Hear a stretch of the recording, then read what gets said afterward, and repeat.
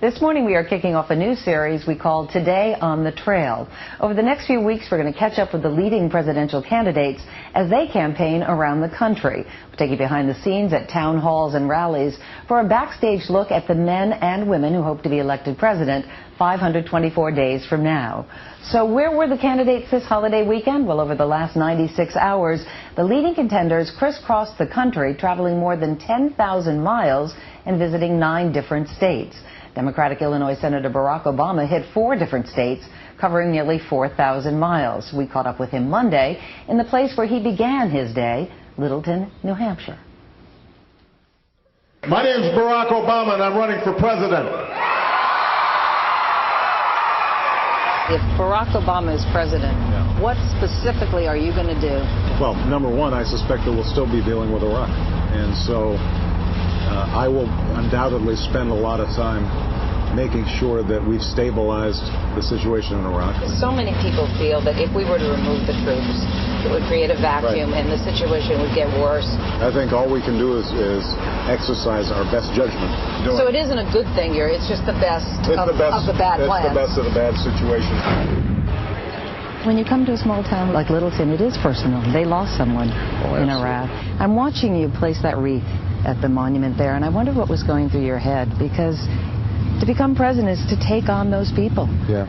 Well, it's I think the most solemn obligation you take on as president is to keep the American people safe, but also to make sure that you're exercising good judgment in ordering young men and women into combat. Why you, why now? Because some people would say, you know, Barack Obama, the least experienced on the national scene of the top Democratic contenders. Not the least experienced in politics or in bringing people together to solve problems, right? The person who's been in Washington the shortest amount of time. I'm wondering if you have found it to be more of a challenge to get to voters because you're kind of well known. Maybe that at the end of this thing, people conclude, you know, it's not Barack. And that's okay. That would be okay? Well, I think that's why we have elections.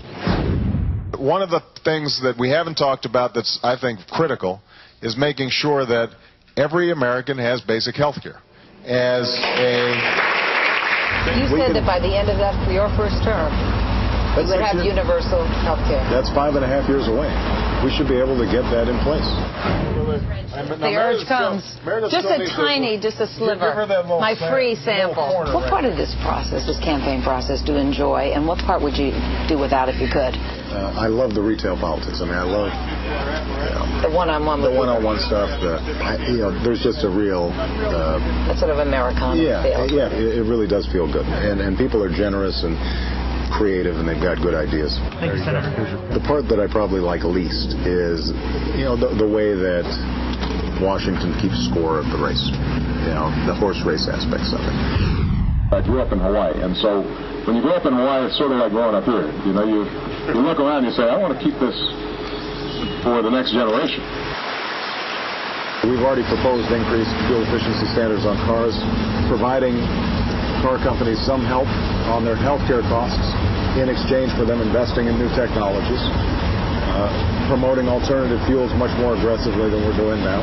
But what makes you so convinced you can do it? Well, look, because we've done tougher things in the past. When I think about earlier generations dealing with the First World War, a Great Depression, we've done some pretty remarkable stuff. It is my pleasure, it is my privilege to introduce Senator Barack Obama!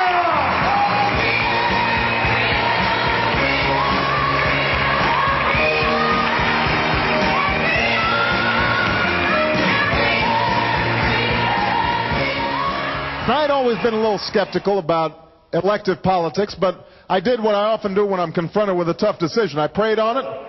Amen. And then I asked my wife. Amen. When you first broached this subject with Michelle, what did she say to you? She wasn't that thrilled. Yeah. I mean, keep in mind, this has been a whirlwind, right?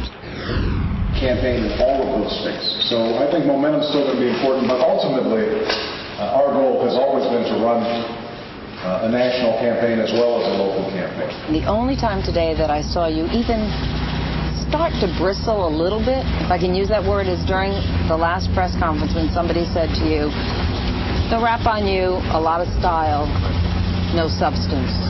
That's the one time I felt that got to you a little bit. Am I wrong? That's part of the thing that I'm getting accustomed to in national politics, is that you go through sort of a series of tests, a series of gauntlets.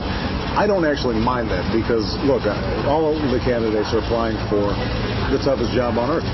Do you have a weakness on the campaign trail? Anything that you have to have with you at all times? Stuffed animal? I like a certain brand of green tea. Trail mix. I'm a big trail mix guy. But the main thing I need is I've got to get my workouts in. I'm not picky. It doesn't have to be a fancy gym or anything like that, but you've got to block out an hour somewhere. When your head hits the pillow tonight in Iowa, will you fall fast asleep, or will your mind be racing about the next day? The truth is that I just sleep like a log these days because, as you can see, we go full throttle. Do you dream of the White House? I don't dream of the White House. I dream of the beach. I dream of playing basketball. I dream about my kids. I spend enough time thinking about that during the day. And tomorrow on Today on the Trail, Matt catches up with Republican hopeful